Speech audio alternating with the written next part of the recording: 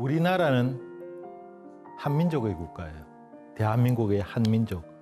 또 하나의 민족, 단일 민족의 국가이기도 합니다. 이 단일 민족의 국가 사람들이 이해를 못하는 게 중국은 다민족 국가거든요. 중국에는 하나의 민족이 아니라는 말입니다. 자, 중국을 최초로 통일한 건 시황제 진나라입니다.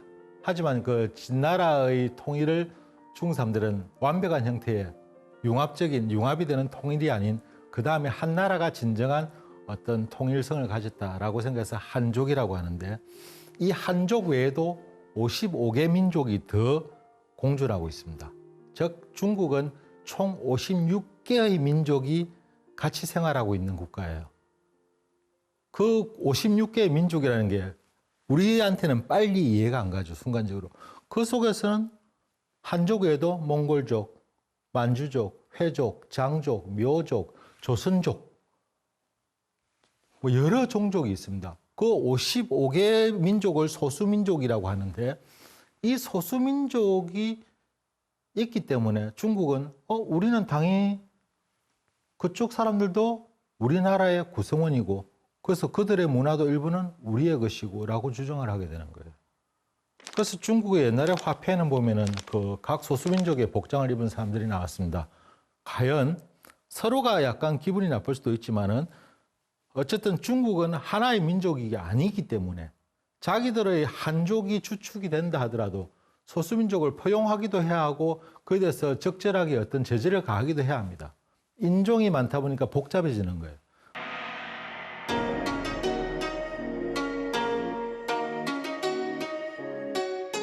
그런데 이쪽에는 보면은 사실 소수민족이 55개 소수민족이 아닙니다. 더 많습니다. 더 많은데 워낙 많다 보니까 야, 나중에 생각도 안 돼. 이런 또 소수민족이 나네. 야, 너건 누구냐?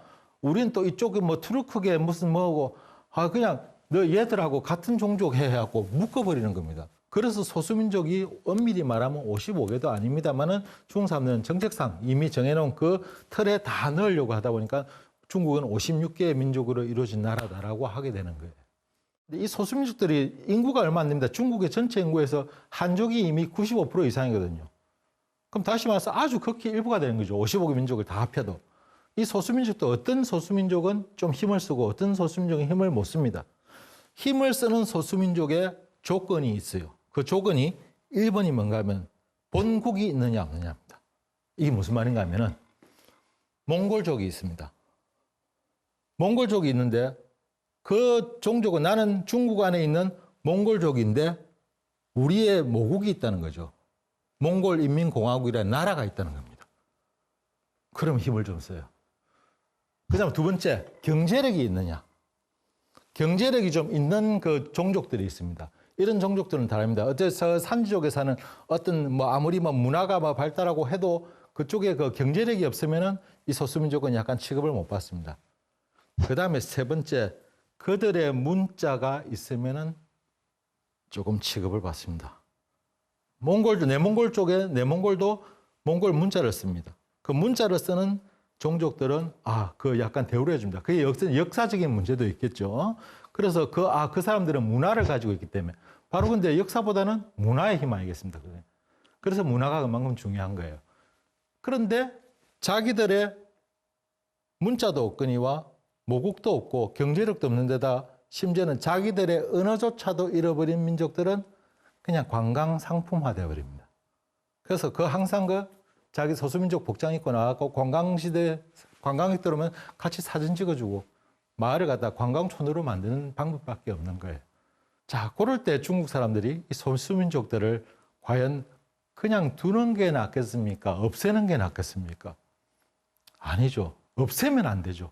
놔두되 결국은 뿌리는 우리 걸로 만들어버리면 중국은 자기들이 원하는 바를 다 가지게 되죠.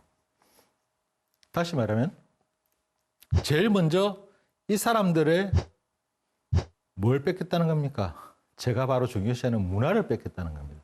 우리 걸로. 그래서 우리 걸로 융합을 시키자. 이건 통일의 한 과정이다라고 중국은 주장하겠지만 어떻게 보면 그 소수민족 입장에서는 우리의 문화를 뺏기는 입장이 되어버리는 겁니다.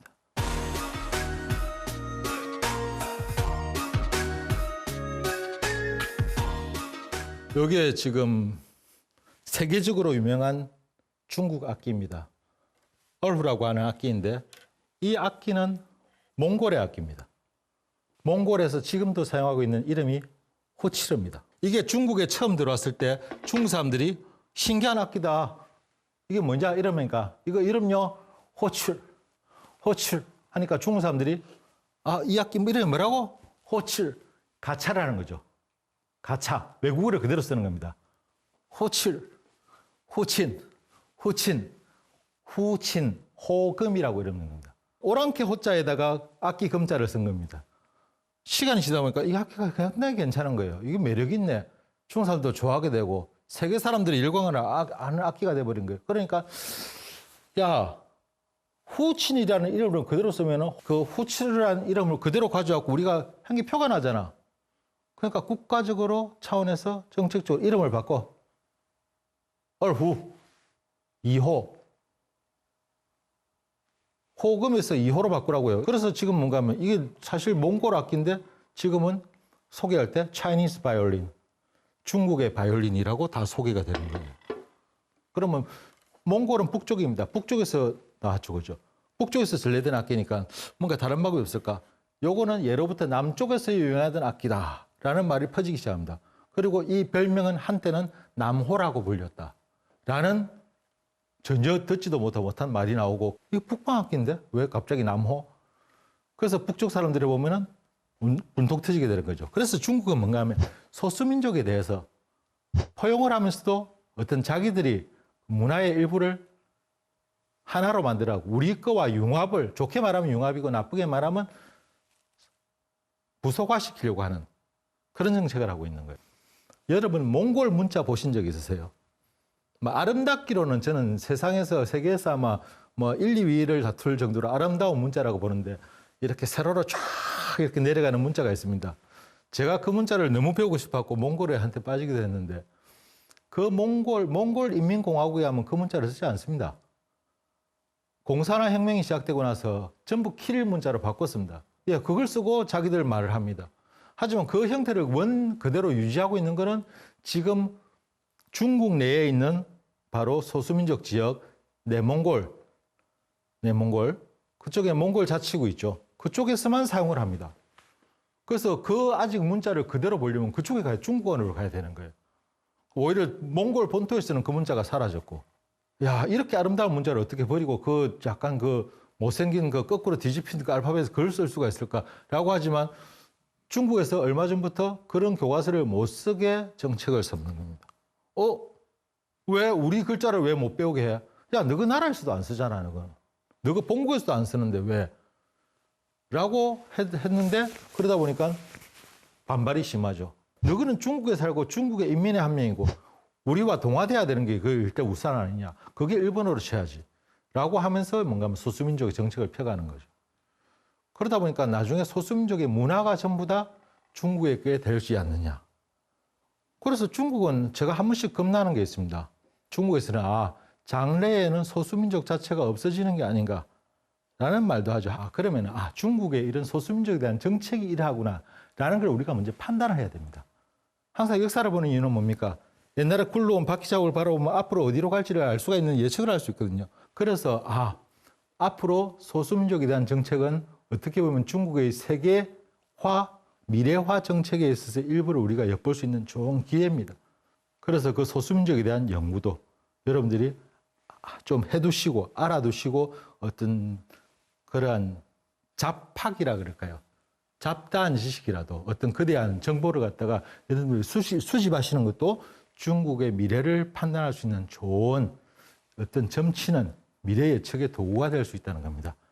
그래서 중국은 비록 여러 민족, 다민족 국가지만 한족이 항상 중심이 되는 한족 중심의 또 한족의 항상 포용화를 갖다가 주장하는 그러한 다민족 국가라는 거 꼭 알아두시기